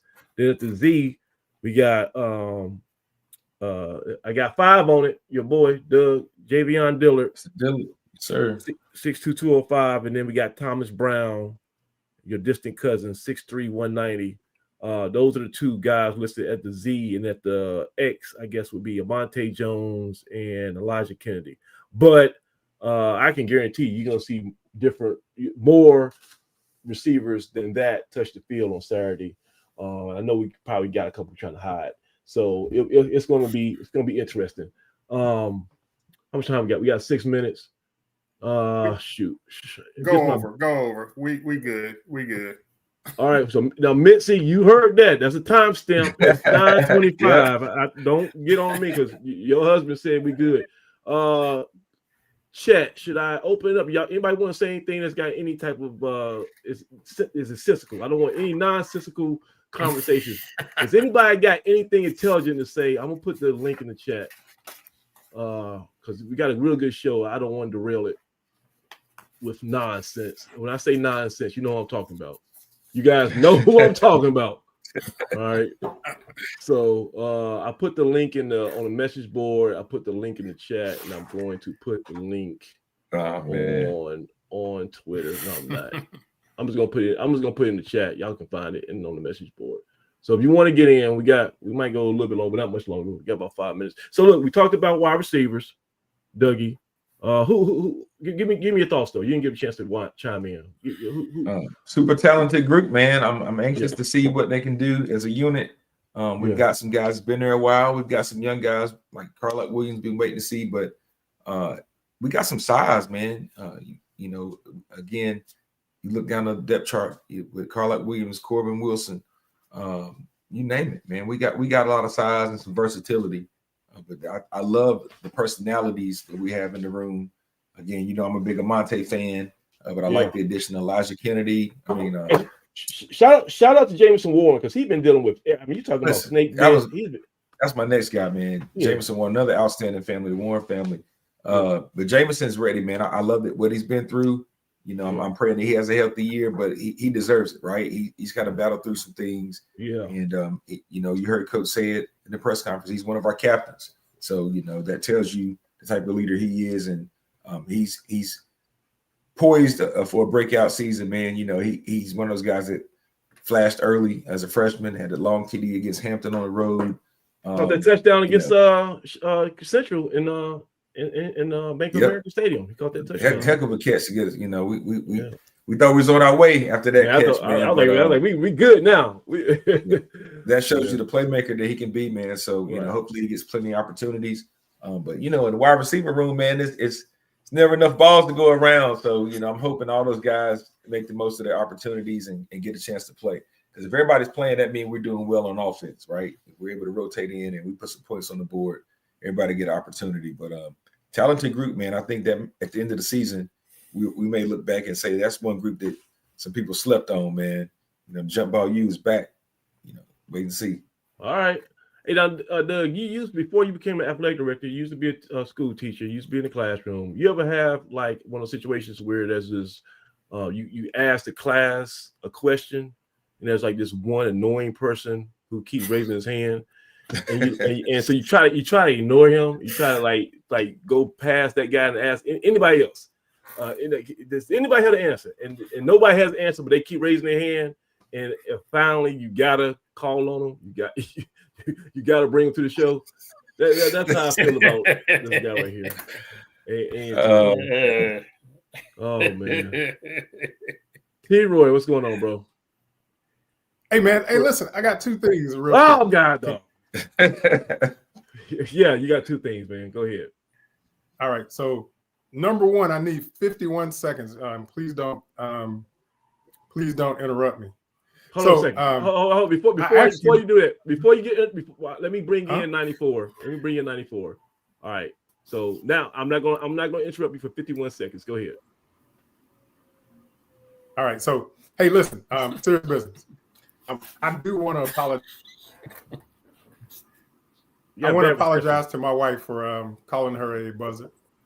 I will tell you that I told y'all not to interrupt me, man. What day did you so- wake up? I will tell you that. Can y'all No, be I want to serious? know, how was the La Quinta Inn? How was the La Quinta Inn for the past 7 days? How did they treat you? Hey man, listen, I'm about to get mad. Y'all need to listen. So one of the things that attracted me to her was because she's a really nice, she's a nice lady. Seriously, she doesn't like all that trash talk and all the stuff I do, and I did go overboard. That said, and I hope I don't get in trouble for this. Every time they win, she wears her Central stuff around in the house, but she don't say nothing. And she look at me funny and do her little eagle wings. But again, I do want to apologize to her for doing that. I went overboard on it.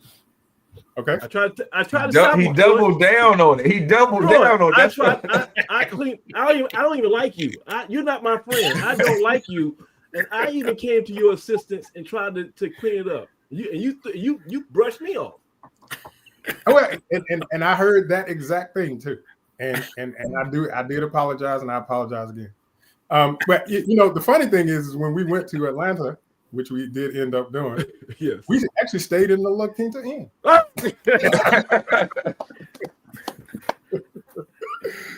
And right. the closets are very roomy there, weren't they? Yes. Okay. Yeah. Jeez. So the second thing is, Yeah, please. Willie, you heard what Rap Brown said. What do you say? He said, do not disparage us in public.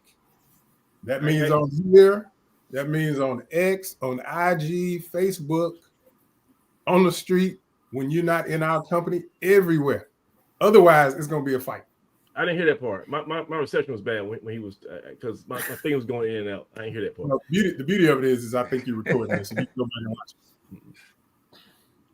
That's good. Hey, so Troy, are you hopefully? So the good thing is you're still married, and that's a miracle in itself. But I love Black people in love, so it's great that y'all are still together, right? Yes. Yes. Are you going down to Tennessee? Is that still in effect? It is. I'm leaving Friday afternoon. Unfortunately, I didn't realize the possibilities of having issues with Spirit Airlines, but my flight out is on Spirit. Soul plane. Listen, Wait a you talking about Where you Lakita been? Inn, Soul plane, man. Lakita Inn, Spirit. Do we need to start a GoFundMe? Like, brother, 94. We already know. You hey, already 94. What's that mean? With Terrence Howard, brother, do you need some money? I mean, like for real. Like what is going on, man? Hey man, listen, I'm fiscally conservative. I got you. So but frankly, I chose that flight because it got me there in the time that I needed to get there, and it was a good price. So but we'll see, man. Hopefully I'll get there. If the flight is delayed, how about I'm driving? And I'll get there probably 8-9 o'clock, something like that. Okay. All right, 94. What's going on, bro? Hey, how we doing this evening? So I will not be making the trip. I'll be watching it from the friendly confines of my skybox, i.e. the living room. I hear you. Great place to kick your feet up. Yeah. Hey, hey, I gotta say, man, your Cardinal Gibbons, what y'all, the Fighting Catholics? What's your mascot? The Crusaders, man. Crusaders, all right. Hey, man, listen. Y'all lived up to the bill. Y'all came down to the east side, to the east. Hey, the east side ain't an easy place to win. Let me tell you something, man. There's a lot of stuff that goes out there, and admittedly, until I started over there, I was one that was saying that they were recruiting. Yeah. Until I started walking those halls, and I'm just going to say this: if Cardinal Gibbons is recruiting, every last joke on that coaching staff needs to be fired. Every last one of them. Because when you just look at us and we just look at what's in the hallways, there's not a lot there. But what they do, they coach those guys up and they keep them in that film room, and it shows on Friday nights. So, which kind of leads me into your question about what I'm looking for, what I'm concerned about. Yeah. And that is our ability to make in-game and halftime adjustments. If we think back to the past couple of seasons, we actually in many, if not most games, were halfway competitive in the first half. Come out in the second half, though, I mean, and it got to a point we knew it was going to happen, that our opponents were going to make the adjustments, do what they need to do, and the game got away from us. Will our current coaching staff be in a position to make the adjustments that are necessary to put our guys in a position to be successful? If we can do those things, I really believe we're going to surprise some people this year. Oh, check this out, because you hit it right on the head. I got a clip from Coach Gibbs. Hold on a second. This year growth off the wins. Kind of what are you looking to see as the season progresses? I know we're very early on, but what are kind of your personal goals as the season progresses? Well, like I said, playing our brand of football, making Hold on. every game is for us to play with a lot of effort. Yeah. A brand new coach. Here it is. Kind of in a similar situation to you guys. Talk about Tennessee State. Talk about how the game plan for that, for Coach Barlow, and a lot of the unknowns that always come with this week one, but especially in this situation. Well, for me, I don't think week one is primarily about game plan. I think week one is about adjustments. There you go, 94. You said it right there about adjustments. We're going to watch the film. We had to watch film from the UFL, from the XFL, from Virginia State, from Alabama State, just to try to get an idea of what these guys are doing. But ultimately, it's going to be about who can make those adjustments in game and at halftime that will determine the outcome. So 94, he said that verbatim. like that's exactly what you were asking about, and he's on it. And I mean, it gets back to what you said earlier. I mean, it's just a whole different vibe, and something you didn't touch on. And I know I kind of started something with a post in the forum about who our worst coaches were and everything, but there was a there was a reason for that, though. I mean, and it has manifested itself when you listen to that press conference with Corian and Aaron. Yeah.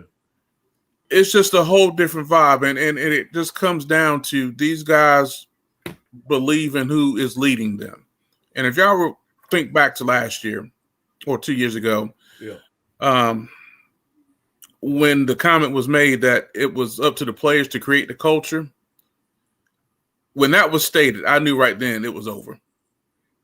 No. So you knew that, but there's somebody on this panel right now who still said that he believed that the previous regime should got 2 more years to figure things out. Does that person want to raise his hand?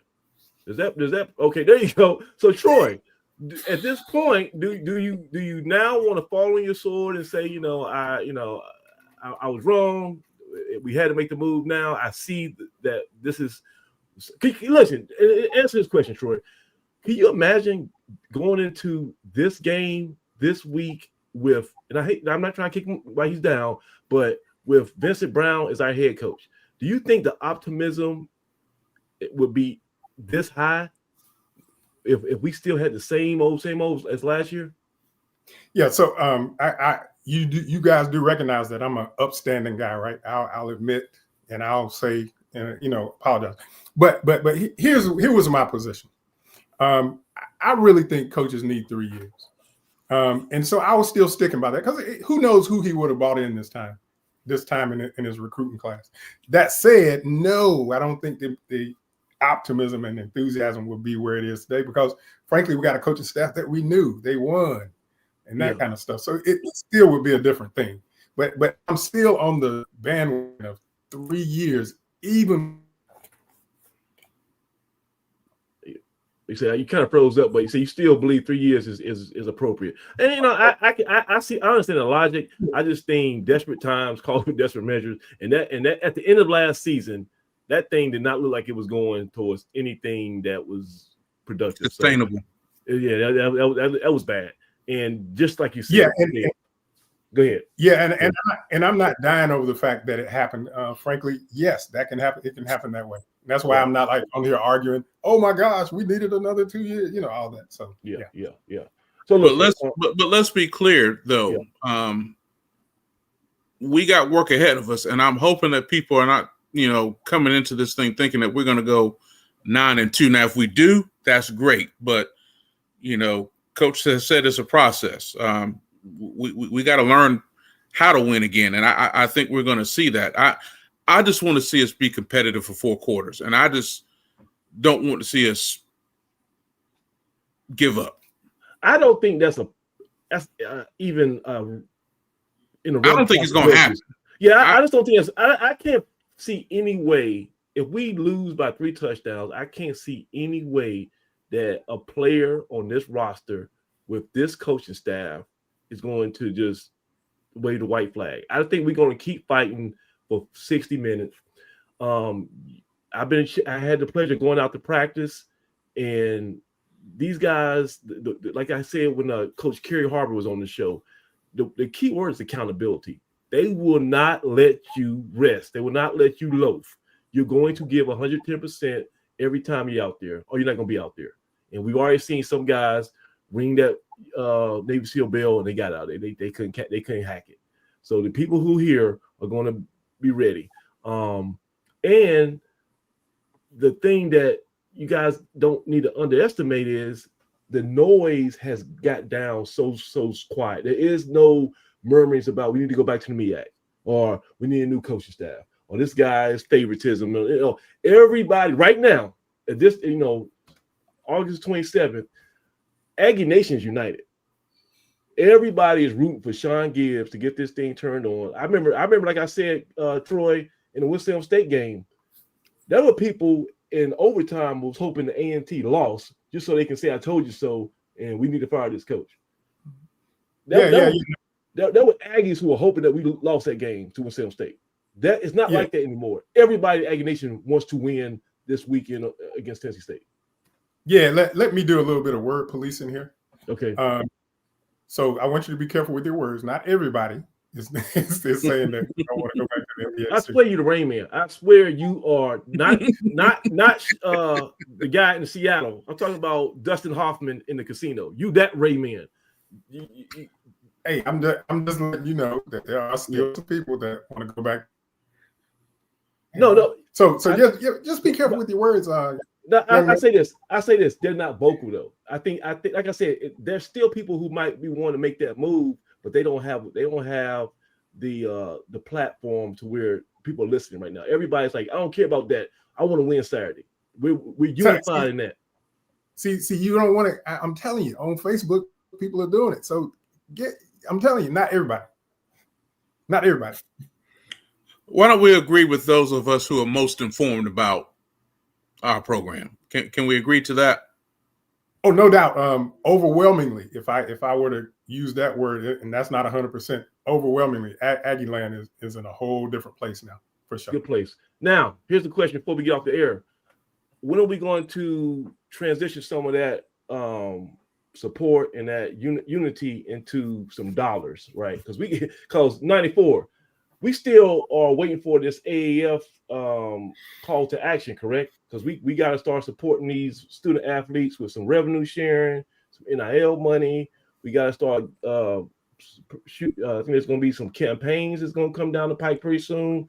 Homecoming is going to be here before we leave it. We got to start spending some dollars to keep this thing rolling. When do you expect to hear some stuff about that, 94?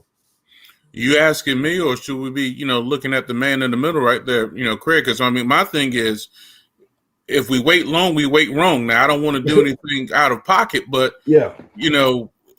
what's preventing us from doing something, on our own, other than the fact that it might be a hodgepodge of things? But honestly, if we keep waiting, we're gonna be waiting. So, why can't we just go ahead and start organizing ourselves? But that's a question I direct to Craig. Because again, I don't want to do anything, out of pocket. But to your point, it's beginning to get a little frustrating because we should be rolling by now. It's been since April. We had two AAF meetings, and Craig, you got an update. I know there's some stuff that's working behind the scenes, but is there anything you could present to us now, or you want to wait? It's coming much sooner than anybody will anticipate. There's some things that we're working on, some structure things that we're working on right now, and when we roll it out, we want to make sure we roll it out right, because we've had too many things in the past that came out, for lack of a better term, say the 1891 thing that came out a couple of years ago. It was great for what, about 2 weeks? And then it died. It fizzled. We're not going to do that. We're not going to do that. We're working on sustainability. So hold on for the fish fries. Listen, we'll take money through any means necessary, but to do it right, to sustain the levels that we have to sustain, to be viable force in Division I athletics, it's got to be done right. It's got to be built for the long haul. Sustainability. Too often we get into talking about fundraising, and it's really good for that one shot around where you may raise a few $1,000s or whatever, but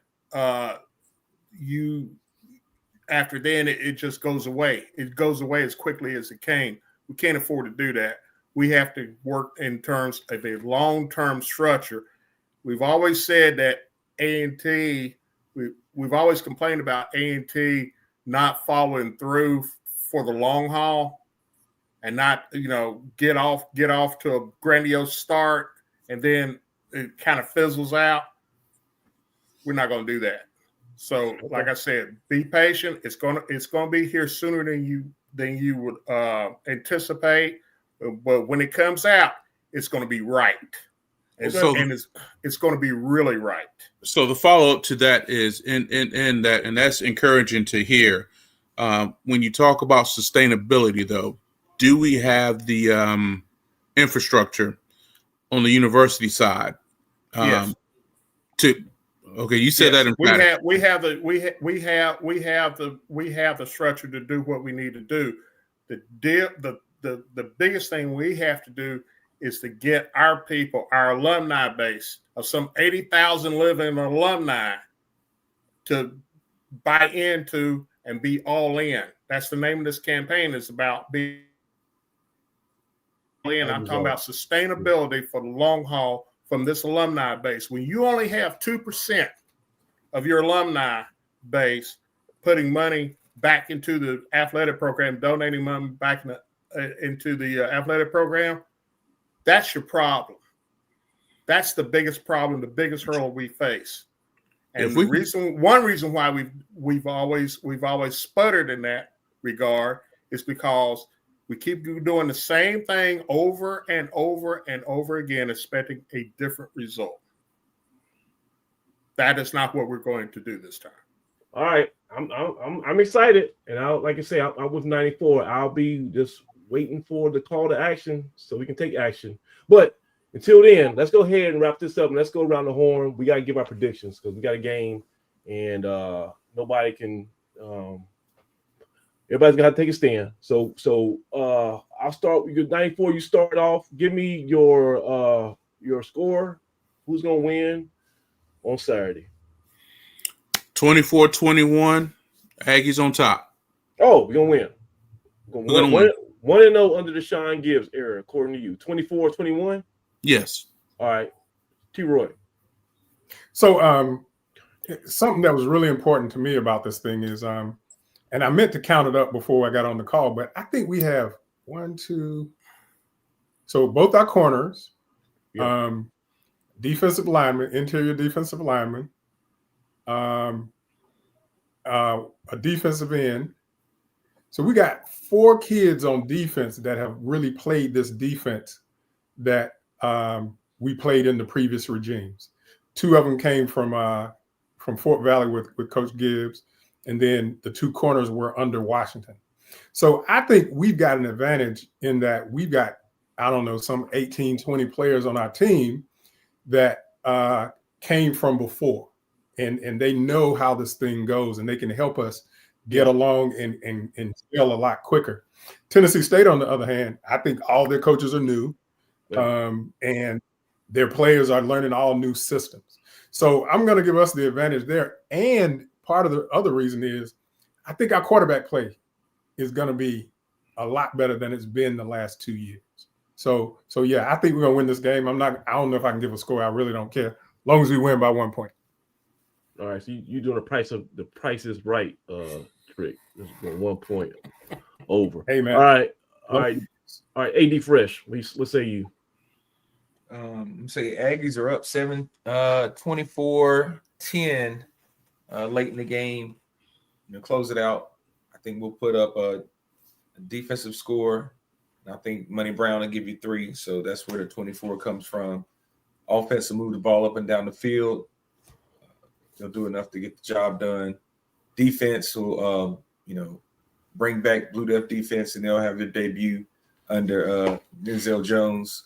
But looking for all-around performance. Look for us to play well in all 3 phases of the game. But looking for the Aggies to win 24-10. 24-10. Okay.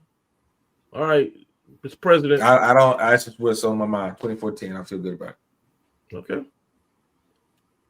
Mr. President. I'm kind of in the Dutch camp, and I'm kind of with Troy. I agree with what Troy just said. I think I alluded to that in the first half hour of the show. I think we have the advantage in that we've got personnel who've played a lot of snaps. We've got guys who play within the system, and we've got guys who understand what Coach Gibbs is about. So there's much less of a learning curve. Anytime you have new coaches, new players, especially you got 2 teams with a lot of new faces on it. But the faces, even though the faces are new at A&T, they're old as far as the staff is concerned. The transition there is, I think, is. I just gotta believe that the transition from having guys that play for you for the last 2 or 3 years at Fort Valley, plus the guys who who are familiar with Gibbs, who were already here and were overjoyed about him coming back here as head coach. It's an intangible that I think you can't put a dollar figure or a score figure on. So I'm going to take this one. A&T wins this one, gets out of the box, win our first opener in God knows how long. We get it 23-14. All right, so I'll be last. So I honestly believe that Sean Gibbs has a horrible poker face, right? And I think that he tipped his hand during the press conference and then doing all of his, going around the media this week on how excited he is about the progress and development of his team. You know when the coach is kind of worried, and when all coaches want to, pull them out this team, the Broadway stuff, like the other teams is the world's best, but when some coaches are really like, man, I ain't got nothing. Like, not for real, I ain't got nothing. So I think Gibbs thinks he has something. I think he's ahead of schedule. I've seen practices before a lot over the years. I would say these are the most organized and time-efficient practices I've been a part of. They don't waste a lot. And even when the quarterbacks might be off, they still are flying around and the ball's still moving down the field, running plays. But I think we're gonna do really good Saturday. I think to the point of like 35-6. I think our transition. Wow. I think I'm a shot call. I'm a truth. I call like I see it. If I think we're gonna lose, I'm telling you we're gonna lose, right? I think we're gonna win big, and I think the biggest thing is we're gonna be more cohesive than Tennessee State. And I think Reggie Barlow and Greg Williams, all those dudes are awesome. They could rank one of the best all-around coaching staffs in black college football. But they started late and they got so many hodgepodge, whatever the word is. Hodgepodge pieces they're trying to fix together. And it's just going to, especially with the quarterback situation, we got a bunch of 5'9" guys. I think we're going to outclass them just because we're bringing that old thing back, and we're going to be able to make that transition quicker than they are. So 35-6. I don't think they're going to score 2 field goals and we're gonna have. We might have if Kevin White's healthy enough, he might get some playing time in the last couple minutes. I think we're gonna be able to empty the bench and give a lot of people some playing time before we go to Central Florida the following week and get back down to earth. But this is gonna be a celebration. Might have to do a Blue Death After Dark. Everybody be on standby. So this is, ain't just, is this Labor Day weekend? This Labor Day weekend, right? Labor Day weekend. Yeah. We might have to do a Blue Death After Dark, Standby. man. So because this might be a big win. But we gotta get out of here. It's almost 2 hours. Can't do 2 hours. So look, for 94, A&T Roy, Doug, you saw your pops, man. That was pretty cool, huh? Good deal. Oh, man, man, I appreciate that, man. That was cool, man. I didn't see that coming. You got me, man. Go ahead, Troy. You got something to say? Well, can I tell a quick story about Rap Brown? You gotta make it quick. Yeah. All right. So when I was at A&T, we used to break in Moore Gym on Friday nights. They would lock it, and somebody figured out a way to get in there, right? So we were breaking them and we playing basketball 2, 3 in the morning, right? So one night, Coach Rap came, called us over there, and so he kicked us out. He came in and kicked us out. So we're on our way out, and I was like, so I was trying to whisper, but I guess I said it too loud in that echoey place in Moore Gym, and I said, "Don't worry, fellas, we can come back." He's like, "You'll go to jail too."